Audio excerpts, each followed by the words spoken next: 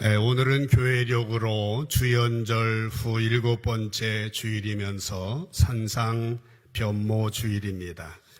교회력은 교회에서 사용하는 달력입니다. 예수님의 생애를 뼈대로 해서 이제 예수님의 탄생 그리고 예수님의 탄생으로 시작되어지는 성육신으로부터 시작해서 산상에서 변모 대신 산상 변화산의 사건, 또 십자가의 순환, 그리고 부활, 승천까지 예수님의 생애의 모든 그 사건들로 이어져서 교회력이 이루어지고 있습니다.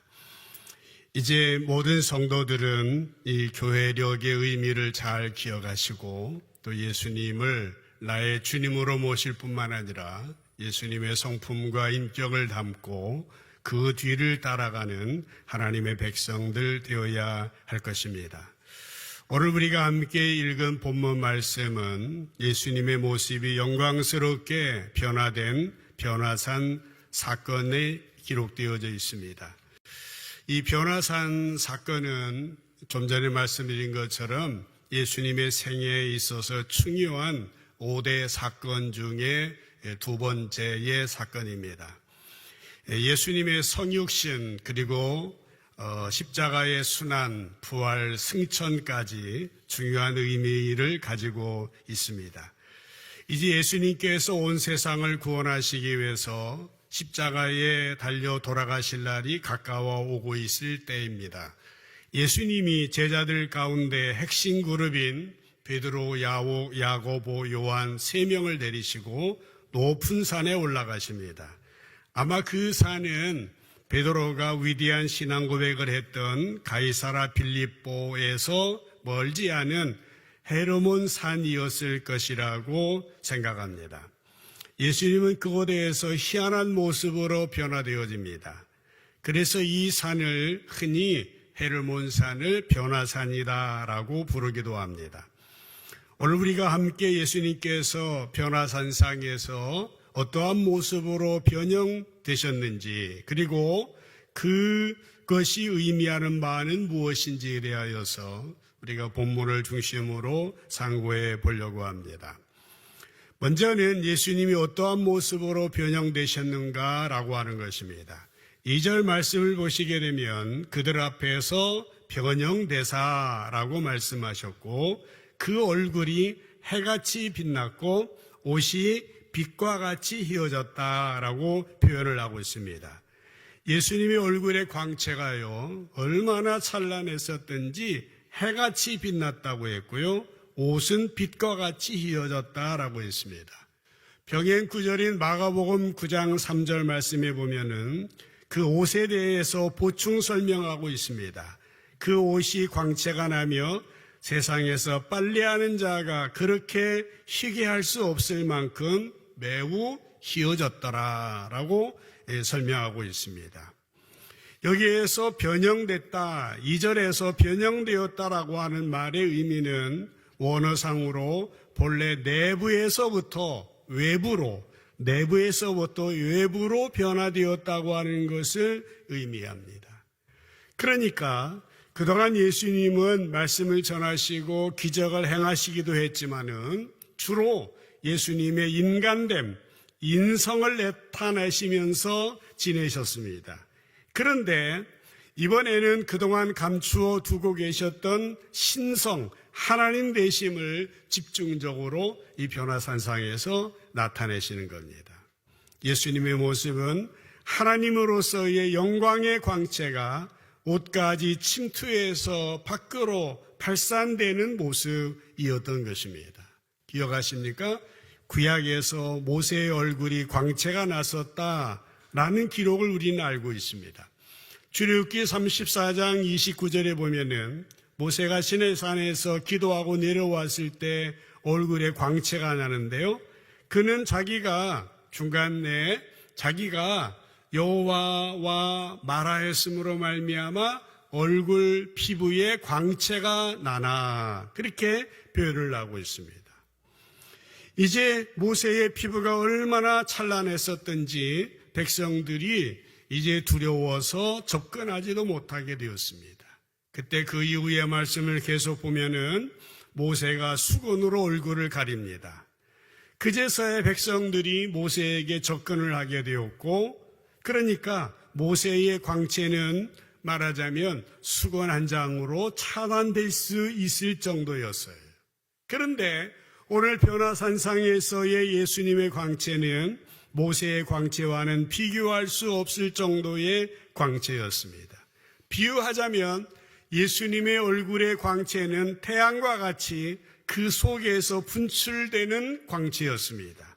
그러나 모세의 광채는 달과 같이 하나님이 비춰주시는 광채를 반사하는 것에 불과했습니다. 어쨌든 예수님의 변형 사건은 예수님께서 십자가에 달려 돌아가시고 그 후에 부활 승천하심으로 다시 천국의 영광에 들어가실 것을 예고하는 내용이라고 할 수 있습니다. 3절에 보면은 그런 때에 모세와 엘리야가 나타납니다. 예수님과 함께 대화를 하는 것이 그들에게 보였습니다. 그 대화의 내용은 무엇일까요? 누가복음 9장 31절에서 설명을 하고 있는데, 영광 중에 나타나서 장차 예수께서 예루살렘에서 별세하실 것을 말하였습니다. 모세와 엘리야가 예수님하고 대화를 나누는데 그 대화의 내용이 이것이었다라고 하는 것입니다. 아주 중요한 내용입니다.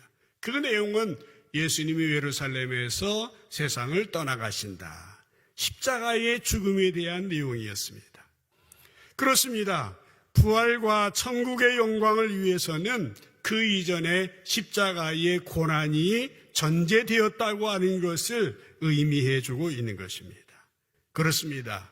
십자가 없이 부활이 없습니다. 고난이 없이 영광도 없는 것이죠. 그리고 모세와 엘리야가 나타난 것은 무엇을 의미합니까? 모세는 율법의 상징이고 엘리야는 예언의 상징입니다. 두 사람은 구약의 대표적인 인물입니다. 이들이 살아있다고 하는 것은 무엇을 말합니까? 하나님 나라 천국은 영생하는 곳이다 라고 하는 것을 보여주고 있고요. 그러니까 모세는 예수님이 재림하실 때 무덤에서 나와 부활하게 될 성도들을 대표한다고 할 수 있고, 엘리야는 승천했기 때문에 살아있다가 예수님을 만나 부활할 성도들을 대표한다라고 말할 수 있는 것입니다. 고린도전서 15장 51절 52절에 보면은 사도 바울은 말합니다. 보라 내가 비밀을 말하겠다. 너희가 다 잠잘 게 아니라 마지막 날에 순식간에 호련히 다 변화될 것이다. 52절에 나팔소리가 나매 죽은 자들이 썩지 아니할 것으로 다시 살아나게 될 것이고 우리도 변화되겠다. 그렇게 말하고 있는 것입니다. 4절에 보면은 모세와 엘리야가 예수님과 십자가의 죽음에 대해서 말하는 것을 보고 베드로가 하는 말입니다. 베드로가 예수께 뭐라고 말합니까? 주여 우리가 여기 있는 것이 좋겠습니다. 만일 주님 원하시면 초막세계를 짓고 싶습니다. 그렇게 말했습니다. 베드로는 지금 황홀한 황홀경에 빠져 있습니다. 그래서 그는 자기가 지금 있는 곳이 어디인 줄도 모르고 계속 그 상태에 머물러 있고 싶었던 겁니다. 오죽하면 언급결에 예수님을 위해서 모세 엘리야를 위해서 초막을 짓겠다고 말했겠습니까? 하지만 천국의 영광 가운데 있다면은 천국의 영광이 예비되어 있는데 초막이 무슨 필요가 있겠습니까? 베드로가 이렇게 엉뚱한 말을 하게 될 때에 5절에 보면은 하늘로부터 호련히 빛난 구름이 그들을 덮으면서 구름 속에서 소리가 납니다. 성경에 구름이라고 하면은 하나님의 임재를 상징하고 있는데 하늘에서 소리가 들려요. 무슨 소리입니까? 이는 내 사랑하는 아들이요 내가 기뻐하는 자니 너희는 그의 말을 들으라 하는 것입니다. 이 말씀은 제가 의미 있게 이제 생각하고 몇 번 말씀드렸던 구절입니다. 이 구절은 생각나세요? 예수님이 세례 받으실 때에도 하늘에서 음성이 들렸습니다. 지금 변화산상에도 하나님의 음성이 들리는 겁니다. 같이 한번 읽어볼까요? 시작. 이는 내 사랑하는 아들이요 내 기뻐하는 자니 너희는 그의 말을 들으라. 아멘. 하늘에서 들리는 음성입니다. 이 말씀은 하나님께서 직접 예수님이 하나님의 아들이시라고 하는 것을 증거하신 말씀입니다. 하나님께서 직접 예수님이 메시아라고 하는 사실을 증거하신 중요한 말씀입니다. 이 장면은 베드로를 비롯해서 제자들이 아직 예수님의 십자가의 죽음에 대해 의심하고 있는 것에 대해서 확정해 주시고자 하는 말씀이라고 하는 것입니다. 예수가 메시아인 게 맞다. 예수가 십자가를 져야 된다라고 하시는 하나님의 메시지였던 것입니다. 이렇게 제자들이 하늘의 소리를 들었을 때에 6절에 보면은 뭐라고 했습니까? 제자들이 듣고 엎드려 심히 두려워했다라고 하는 것입니다. 죄인이 하나님 앞에서 느끼는 경외심을 의미하는 것입니다. 그러자 7절 말씀에 보면은 심히 두려워 엎드려 하는 제자들에게 예수님께서 나와 손을 대시면서 말씀하십니다. 일어나라. 두려워하지 말라. 예수님을 위로하시면서 두려워하지 말라. 일어나라. 일으켜 주시는 겁니다. 마지막 8절에 보면은 제자들이 눈을 들고 보니까요. 모세와 엘리야는 사라졌어요. 오직 예수님만 남아 계셨다라고 하는 것입니다. 예수님만이 유일한 하나님의 아들이시고 구세주라고 하는 말인 것입니다. 그러면 여러분, 이러한 변화산의 장면들을 한번 그림처럼 상상을 해 보시길 바랍니다. 이런 변화산에서의 이런 장면은 어떤 의미가 있습니까? 한마디로 말해서 우리가 누리게 되고 우리가 경험하고 우리가 사모하는 하나님 나라 천국의 예고편을 보여주는 것이나 마찬가지입니다. 제자들에게 장차 들어가게 될 천국이 어떤 곳인지 그 샘플을 보여주신 겁니다. 마치 아파트 분양을 받기 전에 모델하우스를 보여주는 것과 마찬가지 같습니다. 예수님은 이 변화산 사건을 통해서 천국이 어떤 곳이며 그곳에서 누릴 영생이 어떤 것인지 또 부활의 영광은 어떤 것인지 이런 것들을 제자들에게 또 우리들에게 보여주고 계시는 것입니다. 사랑하는 여러분, 천국에서 누릴 영생 복락이 무엇입니까? 천국에서 누리는 영생, 천국의 그 복락이 무엇입니까? 지난주에 어머니를 먼저 천국에 보내고 오늘 예배에 참여한 두 가정들이 있습니다. 천국에서 누릴 영생 복락이 무엇입니까? 이제 천국에서 영생 복락은 베드로가 황홀경에 빠져들 정도로 대단한 것이었습니다. 베드로는 세상의 모든 것을 잊어버릴 정도였습니다. 그런데 이 순간에 경험했던 사도 요한은 나중에 요한계시록 21장 4절에서 천국을 이렇게 설명하고 있습니다. 모든 눈물을 그 눈에서 닦아주시니 어디서? 하나님의 나라 천국에서 먼저 간 우리의 선진들이 있는 곳, 먼저 간 우리의 부모님들이 있는 곳, 눈물을 눈에서 닦아주시니 다시는 사망이 없고 애통하는 거, 곡하는 거, 아픈 것이 있지 않으니 처음 것들이 다 지나갔다라고 말하고 있습니다. 또 그 다음 장 22장 1절 2절에 보면은 또 그가 수정같이 맑은 생명수의 강을 내게 보이시니 하나님과 및 어린 양 보좌로부터 생명수 강물이 나와가지고 2절에 강 가운데로 흐르는데요. 보세요. 강 좌우에는 생명나무가 있고요. 12가지 열매를 맺고 달마다 열매를 맺고 그 잎사귀는 만국을 치료하기 위하여 있더라라고 하는 것입니다. 5절 한 절만 더 보면 천국에는 다시 밤이 없겠고 등불과 햇빛이 쓸데없으니 이는 주 하나님이 그들에게 빛이심이라 그들이 세세토록 왕노릇하리로다 라고 말씀하고 있는 것입니다. 예수님 안에서 누리게 되어지는 천국의 이 영생, 이 복락에 대하여서 이제 사도 요한이 이렇게 기록하고 있는 것입니다. 사랑하는 성도 여러분, 예수님 안에 거하심으로 말미암아 하나님 나라 천국을 지금부터 누리고 나중 주님 재림하실 그날의 기쁨으로 먼저 간 성도들과 함께 만나서 하나님 나라 천국의 영상 복락을 누리는 여러분 되시기를 주님의 이름으로 축복합니다. 예수님은 변화산 사건을 통해서 부활의 영광이 어떠한지에 대하여서도 말씀해주고 있습니다. 예수님의 영광의 광채는 세상의 그 어느 빛과도 비교할 수 없습니다. 그런데 장차 예수님의 부활의 영광에 예수님의 제자들은 물론이고요, 그 뒤를 따라가는 저와 여러분들도 참여하게 된다라고 하는 겁니다. 사도 바울은 빌립보 3장 20절 21절에서 우리의 시민권은 하늘에 있다, 거기로부터 예수님이 기다리고 있다. 21절, 그는 만물을 자기에게 복종하게 하실 수 있는 자의 역사로 우리의 낮은 몸을 자기 영광의 몸의 형체와 같이 변하게 해 주신다. 하나님 나라에서 그렇게 말하고 있습니다.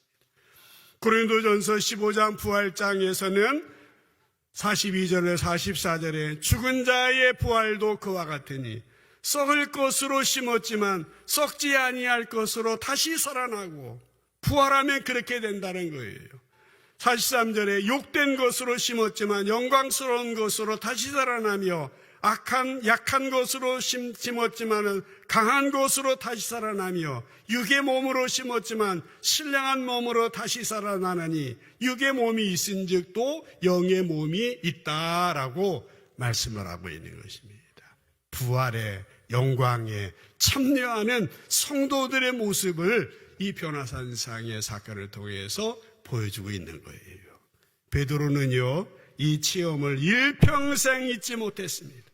얼마나 이 영광이 찬란하고 감동적이었는지 베드로 후서 1장 16절 마지막에서 18절까지 보면은요, 맨 아랫줄 우리는 그의 크신 위엄을 친히 봤다라고 하면서 17절에 보면은 지극히 큰 영광 중에 이러한 소리가 그에게서 났는데 이는 내 사랑하는 아들 내 기뻐하는 자라 하실 때에 그가 하나님 아버지께 존귀와 영광을 받으셨느니라. 이 소리는 우리가 그와 함께 거룩한 산에 있을 때에 하늘에서부터 난 것을 들은 것이다. 그렇게 말하고 있는 것입니다. 그 베드로의 산상 변화산에서의 경험을 이렇게 베드로후서에서 기록하고 있는 것이에요. 그러면 여러분, 본론으로 들어와서 이 천국의 예고편을 우리들에게 이 변화산 사건을 통해서 보여주신 이유가 있을 것 같아요. 천국의 예고편을 왜 보여주셨겠습니까? 왜 교회에서 중요한 절기로 산상 변모주의를 지키고 있습니까? 첫 번째로는 예수님의 신분을 확정시켜 주시기 위함이었다라는 것입니다. 베드로가 위대한 신앙 고백을 했음에도 불구하고 제자들은 아직도 예수님이 하나님의 아들이시고 예수님이 메시아라고 하는 사실을 확신하지 못하고 있습니다. 그들은 믿는다고 말했지만은 자꾸 의심하고 있었습니다. 그래서 예수님이요, 떠날 날이 가까워지면서 확증해 주실 필요가 있는 것이었습니다. 두 번째로는 예수님이 반드시 십자가를 져야 된다는 사실을 알려주시기 위해서 그랬다라고 하는 것입니다. 마태복음 16장 22절, 이 장의 바로 직전 장인데 거기에서 그들은 예수님이 십자가를 지는 것이 어울리지 않는다고 말했어요. 그러면서 예수님이 십자가에 달려 죽는다라고 말하니까요, 베드로가 예수님을 붙들고 항변했다라고 했는데 전에 쓰던 개역성경에는 힐난했다 그랬어요. 힐난했다. 나무랬다는 거예요. 뭐라고요? 그리마옵소서, 주여 그리마옵소서, 이 일이 결코 일어나지 않을 것입니다 라고 말하였습니다. 그러나 그렇지 않습니다. 만일 예수님이 십자가를 지지 않으셨다면 우리에게 제사함도 없어요. 영생도 천국도 부활도 없는 것입니다. 예수님은 십자가를 지셔야 하는 것입니다. 세 번째로 이 변화산 사건을 통하여서 우리에게 왜 가르쳐 주셨느냐? 이 보여주셨느냐? 천국에 대해서, 영생에 대해서 부활의 확신을 주시기 위해서 그렇게 하셨다라고 하는 것입니다. 그러면 우리가 마지막으로 예수님이 제자로서 이 변화산상의 이 사건을 통해서 우리가 어떻게 살아야 할지 우리는 생각해 봐야 합니다. 베드로와 제자들은 또 우리 이 땅에 있는 성도들은 어떻게 살아야 하겠는지 두 가지로만 살펴보려고 합니다. 예수님의 제자로서 우리는 어떻게 살아야 합니까? 먼저는 예수님이 고난의 십자가를 지신 것처럼 우리를 또 마땅히 고난을 겪어야 된다고 하는 것입니다. 예수님은 그런 말씀하셨습니다. 아무든지 누구든지 나를 따라오려거든 자기를 부인하고 자기 십자가를 지고 나를 따를 것이니라 말씀하고 있는 것입니다. 자기 부인하라고 합니다. 자기를 내려놓으라는 거예요. 자기를 비우라고 하는 겁니다. 내 십자가를 지라고 하는 겁니다. 그 십자가는, 그 고난은 생고생이 아닙니다. 그 고생은 의미 있는 고생이고 그 고생은 결과가 있는 고생입니다. 그 고난은 천국의 영광을 바라보기 때문에, 그 고난은 천국의 영광을 향하여 나아가기 위한 고난이기 때문에 의미 있는 고난이요 결과가 있는 고난이라고 하는 것입니다. 그래서 히브리서 기자는 히브리서 12장 2절에서 믿음의 주 온전케 하시는 예수를 바라보자. 그는 그 앞에 있는 기쁨을 위하여 십자가를 참으사 부끄러움을 개의치 아니하시더니 하나님 보좌 우편에 앉으셨다. 그렇게 말하고 있습니다. 그 앞에 있는 기쁨을 위하여 십자가를 참으셨다라고 하는 겁니다. 고난을 감수했다라고 하는 겁니다. 로마서 8장 17절 18절에서도 하나님의 자녀이면 우리들이 하나님의 상속자이고 예수님과 함께한 상속자이니 우리가 예수님과 함께 영광을 받기 위하여 고난도 함께 받아야 할 것이다. 그렇게 말하면서 생각하건대 현재 우리가 당하는 고난은 장차 우리에게 나타날 영광하고는 비교할 수조차 없다라고 하는 그런 사실입니다. 현재의 고난을 잘 이겨낼 수 있다. 장차 우리에게 임할 영광과 비교할 때에 고린도후서 4장 16절로 18절에 보면은 사도바울 우리가 낙심하지 않는다. 왜? 겉사람은 낡아지지만 속사람이 새로워지기 때문이다. 우리가 잠시 받는 환난에 경한 것은 지극히 크고 영원한 영광에 중한 것을 우리에게 이루게 해준다라고 하는 것입니다. 뭐라고요? 환난이 가볍다라고 해요. 잠시 받는 환난이 가볍게 느껴지는 것은 장차 영원한 영광의 무거운 지극히 큰 것이 우리에게 이루어질 수 있기 때문이다 라고 하는 것입니다. 창세기 28장에 보면은 야곱이라고 하는 사람이 형을 피해가지고 저 바다나람으로 갑니다. 파란만장한 인생의 시작이 될 즈음에 베델에서 하나님의 영광을 체험하게 되었습니다. 그 영광의 영광을 생각하면서 타향살이 기가 막힌 20년을 고달프고 힘들었지만은 잘 참고 승리할 수 있었던 겁니다. 사도행전 7장 55절에 보면은 스데반이 순교 당할 때에 이 기록이 되어 있습니다. 성령 충만해서 하늘을 우러러 주목하고 하나님의 영광, 예수님이 하나님 우편에 서신 것을 보고 그는 이 순교의 상황 속에서도 평안한 모습으로 순교했습니다. 59절 60절에 보면 그들이 돌로 스데반을 쳤지만은 스데반이 뭐라고 기도합니까? 주 예수여 내 영혼 받아주십시오.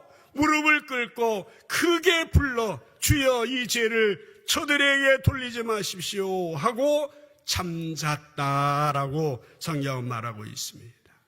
예수님이 십자가를 지신 것처럼 우리도 자기를 부인하고 십자가를 지고 마땅히 고난을 겪어야 합니다. 이것이 우리 스스로 우리가 주님의 일을 감당하기에 앞서 있어야 될 그런 요소들입니다. 시퍼렇게 내가 살아있고 여전히 내 욕심이 살아있는 상태로는 아니 된다라고 하는 것입니다. 또 한 가지 변화산을 경험한 베드로와 제자들, 그리고 오늘 우리들이 어떻게 살아야 합니까? 이 변화산상에서 베드로와 제자들은 어땠습니까? 여기에서 계속 있기를 원했습니다. 주의 여기가 좋사오니 초막세기에 짓고 삽시다. 그러나 그것은 온당한 일이 아니었습니다. 왜 그렇습니까? 그들에게는 할 일이 있어요. 그들에게는 사명이 있습니다. 그들은 천국 갈 때까지 주님의 도구로서 세상에 복음을 전하고 주님의 사랑을, 주님의 은혜를 나누어야 될 사명이 그들에게 있었다라고 하는 것입니다. 여러분 아시죠? 제자들이 이 산상에서 황홀한 체험을 하고 있을 때에 산 아래에서 무슨 일이 일어났습니까? 산 아래는요, 귀신 들린 아들을 둔 아버지가 아들 데리고 와가지고 제자들에게 고쳐달라고 요청했지만은 제자들은 쩔쩔맵니다. 아무 일도 하지 못하는 것입니다. 그럴 때 예수님은 산 아래에 내려오셔서 귀신을 내쫓아주십니다. 이때 예수님이 하신 말씀이 중요한 말씀이 있어요. 마태복음 17장 17절에 보면은 믿음 없고 패역한 세대야, 내가 얼마나 너희와 함께 있으며 얼마나 너희를 참으리요, 그를 이리로 데려오라 말씀하셨던 것입니다. 그렇습니다. 우리가 변화산에 계속 머물러 있으면 안 됩니다. 있을 수 없는 것입니다. 산 아래에 내려와야 됩니다. 그리고 주님이 맡겨주신 사명을 우리의 가정에서, 일터에서, 이 세상에서 실천해 가야 합니다. 천국에 들어가기까지, 영광에 들어가기 전까지 사명을 위해서 우리가 움직여야 된다라고 하는 것이에요. 사도 바울은 고린도전서 15장 부활장 맨 마지막 58절에서 이렇게 말하고 있어요. 그러므로 사랑하는 형제들아, 견실하며 흔들리지 말며. 견실하다, 이 무슨 말입니까? 견실하다. 사전에 보니까 견실하다는 말은 하는 일이나 생각이나 태도 따위가 믿음직스럽고 굳고 착실하다, 견실하다. 건실하다는 말도 있죠. 견고하다, 견실하다, 실력이 있다, 알차게 탄탄하게 준비되어져서 중심을 잃지 말고 흔들리지 말고 항상 주의 일에 힘쓰는 자들, 더욱 힘쓰는 자들이 되라. 이는 너희 소가 주 안에서 헛되지 않은 줄 알미라. 그렇게 말씀하셨던 것입니다. 오늘 말씀 마무리하겠습니다. 오늘 산상 변모주일에 변화산 체험을 한 제자들을 우리가 살펴보았습니다. 예수님이 왜 제자들과 베드로에게 천국의 예고편을 보여주셨습니까? 왜 우리에게 천국에 대해서 미리 말씀해 주셨습니까? 우리 주님께서는 이 천국의 삶을 이 땅에서 누리도록 예수님을 영접한 순간으로부터 내 마음속에, 우리의 가정 속에, 우리의 교회 속에, 이터 속에, 그래서 주기도문할 때 하늘의 나라가 임하게 해달라고 기도하라고 그렇게 말씀해 주신 것입니다. 우리들에게 미리 예고편으로 보여주셨던 것입니다.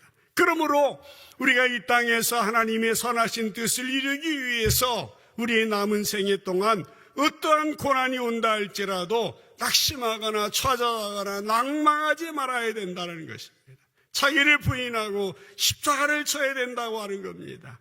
그리고 남은 생에 주님의 사명을 잘 감당하는 것입니다. 주님이 우리에게 맡겨주신 일들을 감당하는 거예요. 주님은 우리가 그 사명을 감당하다가 무거워서 쓰러지도록 하시는 분이 아니에요.